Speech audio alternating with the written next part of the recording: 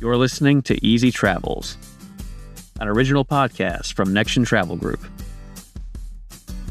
Welcome back to the Easy Travels podcast, brought to you by Nexion Travel Group. My name is Chris, and I'm joined once again by the one and only Coach Martin Mussy. Martin, how you doing? I'm good, Chris. How are you doing today? Pretty good, pretty good. So I think we're going to do it a little different today, right? We're going to sort of switch roles here. We are. It's only fair, don't you think? You grilled me last time. Now it's my turn to do the same for you. If that's what the people want, Martin, that's then we got to give it to them. And you know what? Grilling wasn't the best way that I could have said that. It's not grilling. The opportunity. Barbecuing. That's right. We are barbecuing. That sounds more fun. That sounds like what travel is all about. Where can we go for a great setting, for some great food? So let's move forward and invite Chris into this barbecue as I'm going to ask him a couple questions. How about that? I hope the answers are every bit as wholesome and satiating as any barbecue you've ever been to. Of course, of course. Well, now, Chris, so anyone listening to this, they got an opportunity to know me a little bit last time, but I think it's only fair. What about yourself? Tell us about what your role is here at Nexion and what do you do specifically? Yeah, so the experience of being a professional communications person is interesting. We're peculiar little contradictions, communications people.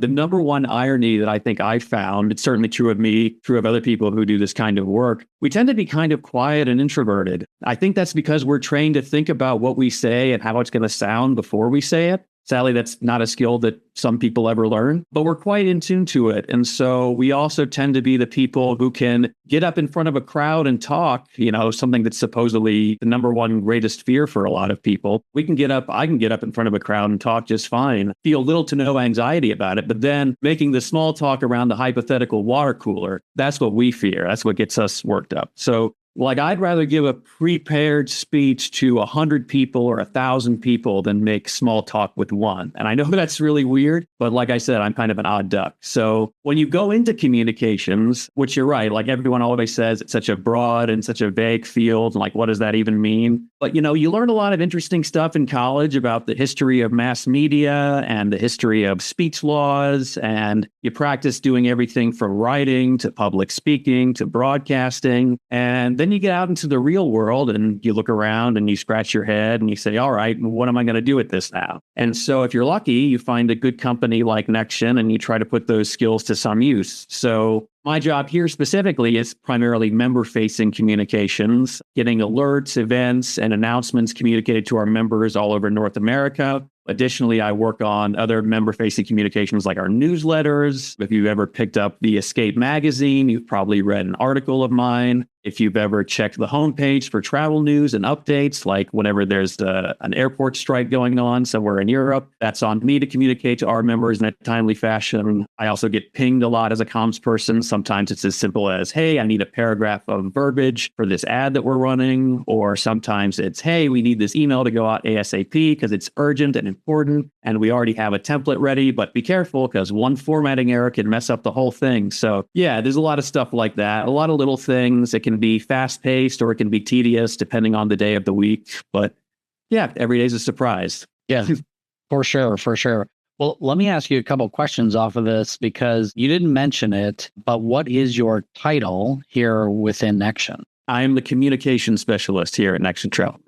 Okay, communication specialist. And the reason I asked that, Chris, is because, let's not kid ourselves. We know at the beginning of this podcast, most of our listening audience is probably going to be internal to Nexion, but, we have aspirations to grow outside of that. So if anyone were to go back and listen to this episode, I think it's important. Communication specialist, like how did you find this job? As you said, this is what you studied, but you look for a good company to do this. How ultimately did you end up finding this role for anyone else out there who's not part of Nexion listening to this and does communications?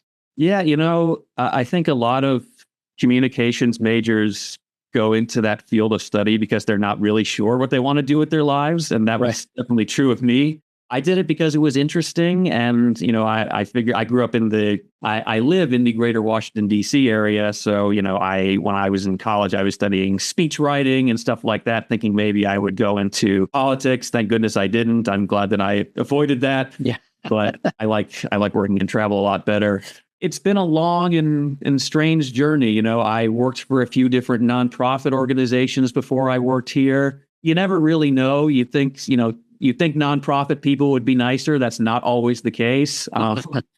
But I've had some good experiences. I've had some not so good ones. And, ultimately I found Nexion just, wanting to do something that plays to my talents, but also, just in a fun and interesting and dynamic industry like travel. I've always loved travel. I love doing things. I love going places. I love having novel experiences. So yeah, this combines what I've always kind of loved with what I guess I'm kind of good at. Yeah. Now, awesome. Thanks for sharing that. And this is a fun industry, I should say, to talk about. People want to talk about travel. So that makes it great to communicate with people about travel as well. So I think it's important you share that. Life's a journey. My track to where I am today certainly isn't where I was many years ago, and you're kind of figure it out. So good for you for landing where you have and figuring it out. Probably faster than I figured it out. So good job. All right. So now let me have you focus back inside this agency. I think you gave a good explanation of what it is that you do inside the agency here at Nexion Travel Group, how you communicate and do that. So the next place I want to take you, Chris, is, our advisors, when they're all running their own businesses. So we often say people wear many hats in their business. And one of those is that they're their own communications department. They don't have a Chris on their staff. Maybe eventually they'll have one, but they don't right now. What advice would you give them from your experience on where to focus or what to do? I don't know. I mean, there's a lot of, I guess, generic advice that I could give about proofreading and being attentive to detail and all of that. But these days, most people have grammar tools or virtual assistants that can help with stuff like that. So really, I guess my main advice, or maybe the only advice I'm really qualified to give, would be just try to find your own voice and refine it and use it consistently. And you might find that you have different voices for different settings. Just as we have indoor and outdoor voices, we also have formal and informal voices. And so the tightrope that people like me in corporate communications or professional communications often end up walking is, how do I sound casual enough that people believe I'm a real person, but also professional enough that people believe I'm a real professional? I think that's kind of an individual stylistic thing that we all have to work out for ourselves. There are stylistic choices that I could make that wouldn't really work for me based on how I look and how my voice sounds that, maybe would work for someone else. So really, like anything, it's just a matter of just like picking up a musical instrument. You practice and you're not very good at it for a while and then you get better. But yeah, just finding a voice that feels like you, that doesn't feel forced, that doesn't feel artificial. I know people pick up on that really quick, and something that people crave, or at least say they crave in this day and age, is authenticity. So yeah, that's something we can always be striving for. Yeah, no, I love that you brought up the word authenticity, because from a business coaching perspective that we talked about last week, that's the main focus that I want people to do, is just be your authentic self. But within that, I think what you just outlined is, finding your voice, that even your authentic self, there is going to be potentially a different voice for different situations. So yeah, I really love that. I'm going to take you off the path that we previously discussed about this episode, Chris. I'm going to ask you real quick, because this does end up in your wheelhouse in terms of communications and writing. What is your take on blogging? It can be fun and interesting, but only if you have a fun and interesting topic. I think there are people who churn out a lot of blogs just for the sake of creating content and getting stuff out there. And what they say ends up being too repetitive or too mundane or too cliche, that it's just not interesting. It's a waste of words. And so I'm someone who always believes in choosing your words carefully and, only speaking when it improves upon silence. And, that goes for writing as well. So yeah, I think blogging can be fun. And if it's a, travel blogging in particular, but the only thing is a lot of people do it.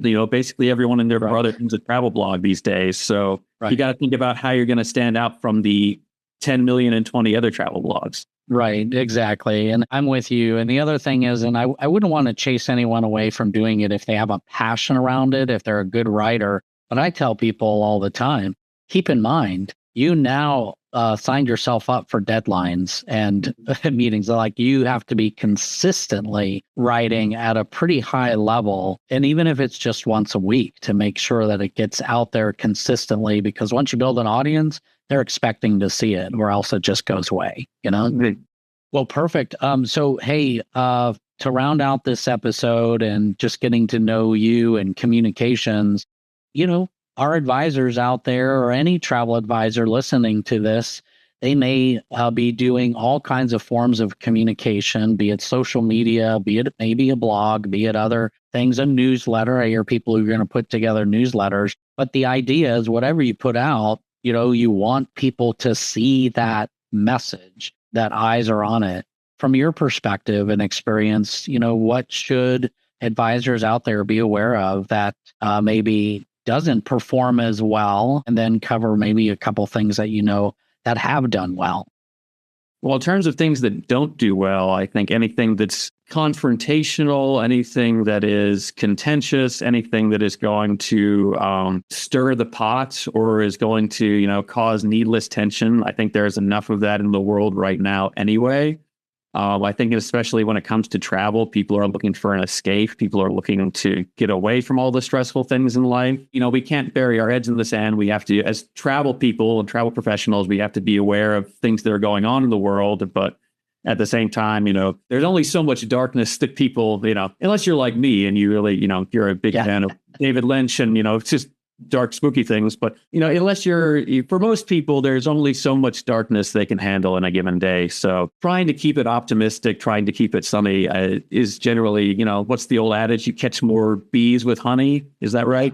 Yeah. So I know that that's probably the most evergreen advice I'm qualified to give in that domain. The answer to everything that no one likes to hear that doesn't really help, but it depends. Everything is so context dependent, Finding out who your audience is, I think, is key because some people like to hear a certain thing that other people will not. So, it's a two-way street, just like having a conversation. You get to know your audience, you find out what they like to hear, and then hopefully you keep delivering that. Just a little follow-up question, and this could probably be an entire episode, Chris, and we can think about doing that for another time. Just in what you've seen in communications, the use of AI. It's a big, topic within travel. Travel advisors using AI for a variety of things. What are you seeing in communications?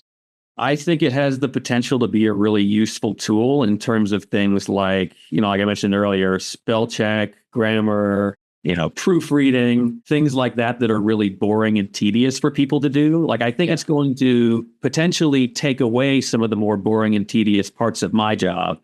I don't think that, there's a lot of concern now, I think more so with, not so much with writing, but with things like visual art and music. Is this going to replace human beings? And I think that remains to be seen. It could also be that AI gets better at humans than writing someday. I don't like to admit that. I would like to imagine that I will always be better than this machine. And, because I'm a real person, but I don't know that that's necessarily going to be true. There's a lot of things that machines already do way better than I do. So right now, I think it's a useful tool and not necessarily something to be afraid of, just like something we hear a lot in this business. I'm sure you've heard it over and over again. Like back in the day when the internet was first becoming a mainstream tool, people thought the internet was going to kill travel advisors, or there weren't going to be travel agents or travel advisors anymore. But that's, we saw how that panned out, and it wasn't exactly the way people expected, right? Yep.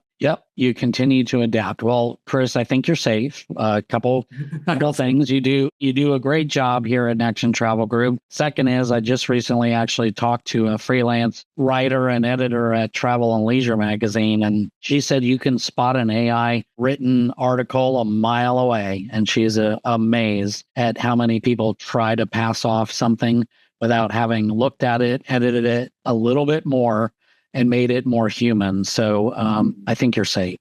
Good to know. Good to know. Well, Chris, it's been great getting to know your role. And after this, I know we're going to expand into other topics. So I'll let you close this out.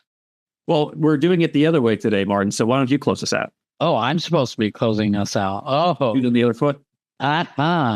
That's right. We're trading off. Well, listen, everyone. Thank you again for another episode here of Easy Travels. where we do intend to share with you from episode to episode different ways to hopefully make your travels easier, be it a topic, be it somebody we interview, be it whatever it is. So if you have suggestions, send them our way as we start to put these podcasts out. And we look forward to seeing you or letting you listen to us and our voices in the near future. Thanks so much and have a great time. And for now, and until next time, easy travels. Easy travels.